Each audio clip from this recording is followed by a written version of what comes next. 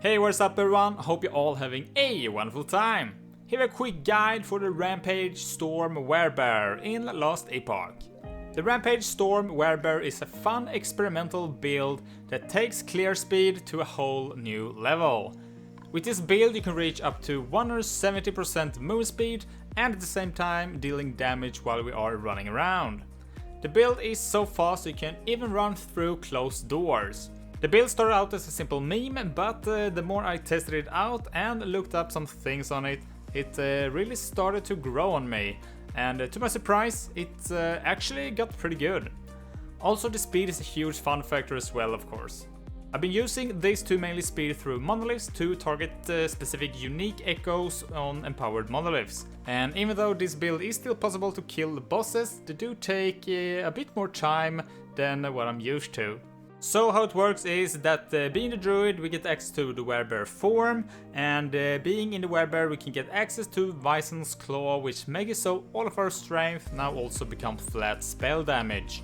The main ability that we are going to be using is called Rampage, and this ability works as a channel mobility skill, and by speccing into Unending Storm we will make Rampage lose its cooldown, and we can use it whenever we want. When we use Rampage we will also start to shoot out lightnings at nearby enemies, as long as we are using the skill.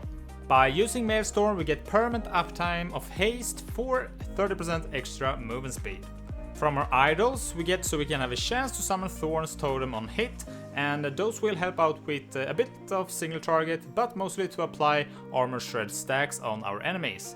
We're using Warcry to buff our critical strike chance and also to give us Maelstrom stacks for the haste buff. And lastly we have the Spriggan companion for the aura of retribution, which will boost our base crit and also make us pretty much close to crit avoidance capped. It's super fun just running around super fast, but if you actually want this build to shine, there are actually some things you can do to make this less of a meme. One thing with this build is that it gets really fast, and that's actually a problem. The lightning from Rampage will be cast too slow to actually hit everything, and maybe with some mid-maxing it would be still possible, but with my current setup here, if I went with something like 100% move speed instead, this build would feel a lot better damage-wise. As we pretty much always deals critical strikes, the Rage-born passive from the Druid passive tree makes us gain Rage on crit, and this is enough for us to have permanent uptime to the Werebear form when we are doing monoliths. For bosses you might have to shapeshift once or twice. We also get a lot of survivability from the build as well. All the strength that we get we do not only give us spell damage but also armor.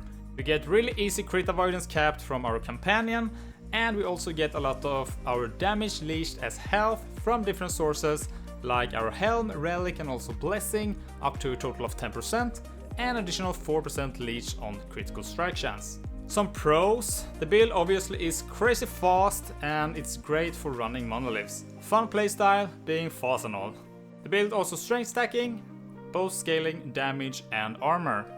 Some cons: single target will be the biggest one, especially for bosses. Sometimes the character gets stuck in animation and it kinda just lock you in some weird way, don't really know why. For the uniques, the first one we got is Veos Chariot, and here we get the double movement speed from both the base and also as a modifier. And here we also get 1% increased damage per 1% increased movement speed. It also have the every 3 seconds your next movement skill deal up to 40% more damage. This will only apply to the actual Rampage skill on the hit and not the lightning, sadly. We get up to 10% to all resist, and we also get some flat armor here as well. Next we have fighting chance, and we only use them to reach as high movement speed as we can.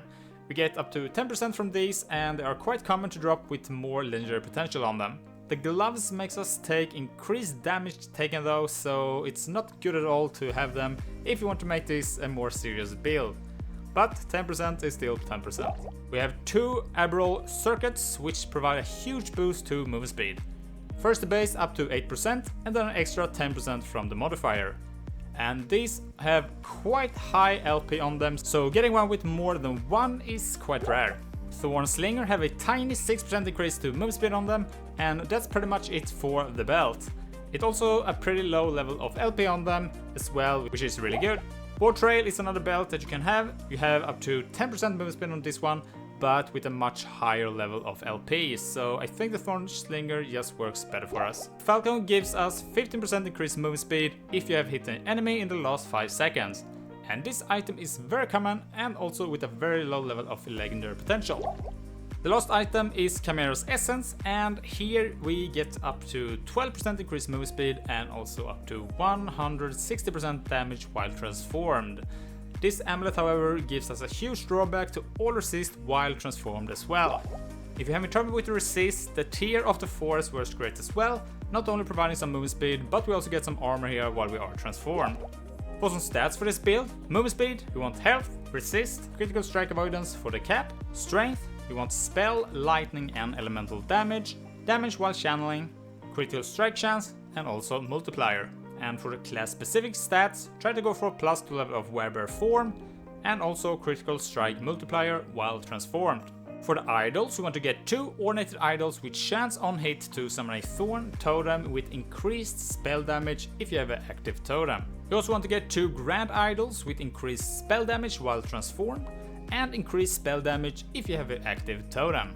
For the blessings, some of the more notable ones is going to be from the Black Sun, and here you can get the spell damage leashed as health, Ending the Storm for chance to shred lightning resist on hit, Reign of Dragon, you can get up to 20% to all resistance, Age of Winter for the physical resist, and Spirit of Fire for the armor while channeling. And let's go over quickly the most important notes for the skills, starting with Werebear form. So we have to be in Werebear form to get access to the Rampage skill. Unending Storm makes it so Rampage lose its cooldown. We're using Crackling Assault here, and this will trigger the lightning strikes when we are channeling Rampage. Insatiable will increase the base crit for Maul and Rampage.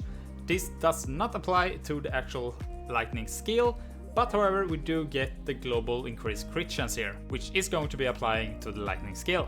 Vice and Claw makes it so we get spell damage per strength on us. Dauntless makes us move faster while we are rampaging. Apex Predator do increase the damage of Rampage. This does not apply to the lightning skill, however the increased damage while rampaging is applying to the lightning skill. Intimidating Cry is just a quality of life, make us use the ability Roar, which is our war cry, after we use Rampage. You can also just set up a normal loop for this on your numpad as well, saving you 1 point here. The next skill that we are using is called Maelstrom, and this is going to be to basically give us our haste buff. And Wind Sweep is the passive that will give us this, providing us haste if we have 6 or more stacks of Maelstrom on us. Whirlpool will make it so Maelstrom stacks have a longer duration. We're using Power of the Storm here, make it so when we have 6 or more stacks of Maelstrom, we will strike a nearby enemy with lightning each second. Energize will increase the maximum target to 3 additional targets. Turmoil just for a bigger area for the Maelstroms. And Turbulence, our last point here, so Maelstrom just deals some more damage. Warcry is going to be used to buff ourselves, giving us critical strike chance and also granting us Maelstrom stacks. Bringer of Winter will increase the crit chance by 100%. Whirlpool makes it so we get the Maelstrom stacks for every time we use Warcry. Purging Shout makes it so we cleanse elements when we shout. Breath of Terra makes so the Warcry now also heal us a little bit. And Invigorate makes it so we now also heal our allies. Juggernaut will make us invulnerable after we use Warcry. Shallow Breath will reduce the cooldown by Warcry by 50%. The Thorn Totems is going to be procced from our idols when we hit an enemy. For its expanse, for the maximum amount of our Thorn Totems. Grove Mine makes it so when we are triggering our totems to spawn, they will now spawn all at the same time. Titan's Bane makes it so we get some huge increase to cast speed per totem, but it will only shoot out 1 single projectile. And Shred Armor for the armor shred chance for our totems. We're using Summon Spriggan to buff our build even further. Aura of Retribution here will provide the base crit chance by 8%. We also get crit avoidance here by 72%. Aura of Kinship also provide us with flat spell damage. And Arbor Vitality just to get some increased health to our minion. And Warding Bark for the additional armor and physical resistance for our Spriggan companion. And here a quick preview of the passive skill tree But for more information about the build, I do recommend to go and check out last Epoch build planner. Both for passives and the skill tree, you can simply use the progression bar at the bottom to easily see when and where to progress in the build. To the left of the build planner you can also get a basic loot filter of the build that will highlight all you need to get for both leveling and for the endgame. Link for this will be in the description. So what do you think about the Rampaging Storm Werebear? Have you tried it out before or tried another version of it? Feel free to tell me in the comments below. Thanks for watching, don't forget to like and subscribe if you found this video helpful. If you want to support the channel even further, you can check out my Patreon for behind the scene footage, virtual hangouts and more. If you got any other questions, feel free to drop a comment and I'll try to answer them as soon as I can. And with that said, I'll see you in the next one. Bye!